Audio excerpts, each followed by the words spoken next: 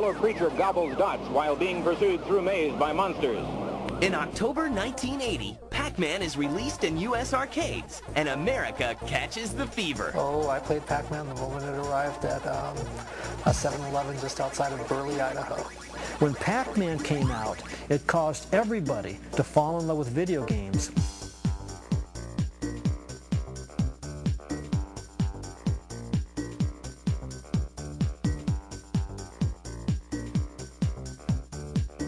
The biggest arcade game of all time, by a long shot, the biggest arcade game of all time. In the United States, it caught on.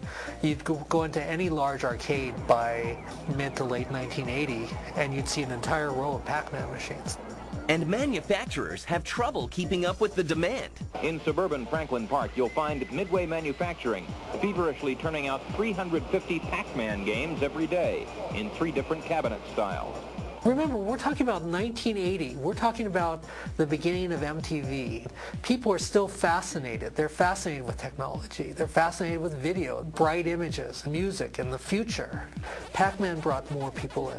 People went to arcades specifically looking for Pac-Man. The little yellow guy becomes the media's biggest star. Believe it or not, Pac-Man games are wildly successful. Pac-Man finds himself in some very strange places. They popped up everywhere. I mean, 7-Elevens would carry them. Grocery stores are carrying them. The funny one is that at least one funeral home had a couple of arcade machines in its basement. Pac-Man was so good that it managed to escape the arcade and be a unique item for entertainment that could be found any place, not just an arcade. It was an incredible phenomenon at that time. Suddenly, everyone wants a piece of the Pac-Man pie. Pac-Man was the granddaddy in marketing history of gaming property.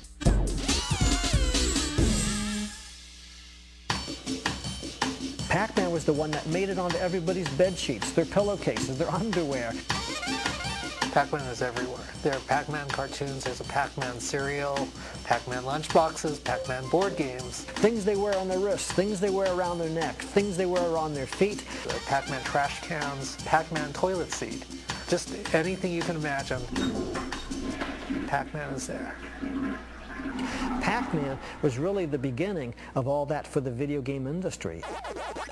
And it's not unique anymore because everything seems to be doing that now, but they're just following the path that was trailblazed by Pac-Man 20-some years ago. Love for Pac-Man knows no boundaries. Women loved Pac-Man, and they came into the arcades to play it.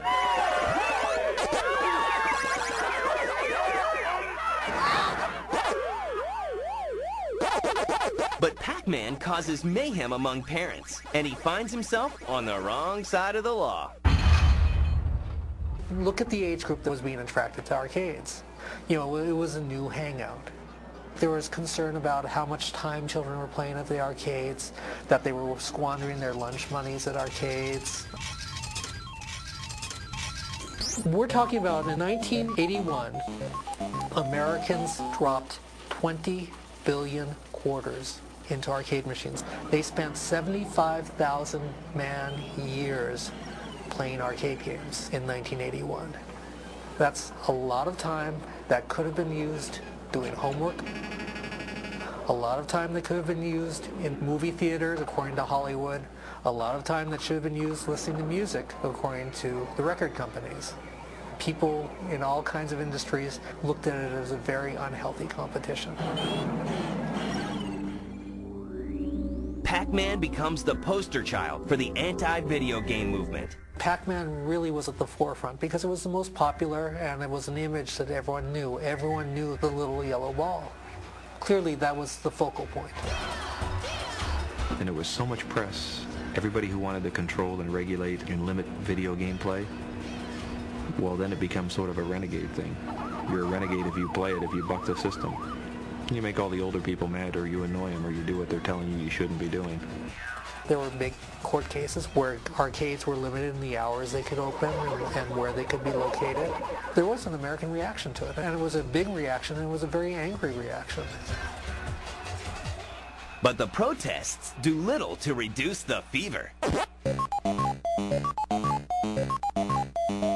In fact, Pac-Mania is just beginning. Pac-Man had a very long lifespan.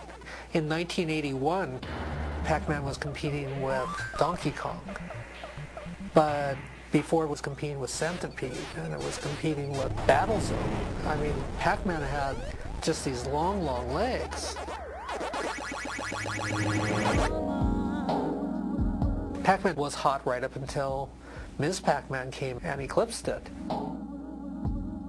Ms. Pac-Man is released in January 1982.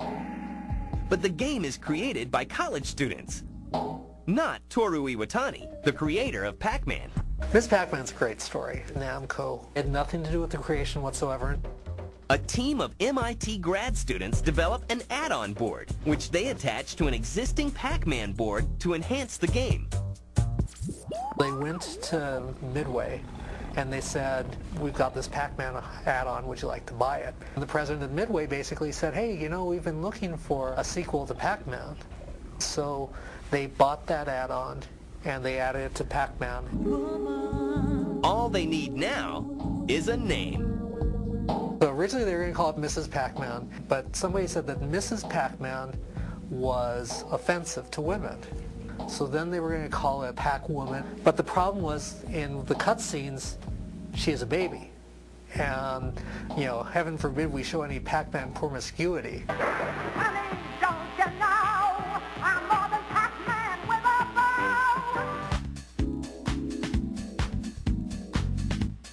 So, a very politically correct Ms. Pac-Man is ready for the arcades. Upon release, she immediately outperforms her predecessor, selling over 115,000 units. But her fame is short-lived.